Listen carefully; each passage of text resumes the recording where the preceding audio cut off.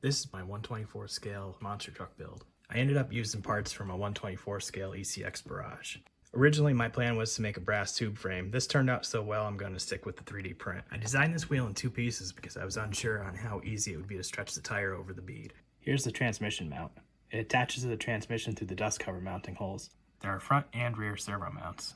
The ESC and receiver mount to a plate inside the cab. The windshield was cut out of a strawberry container and I glued it into place.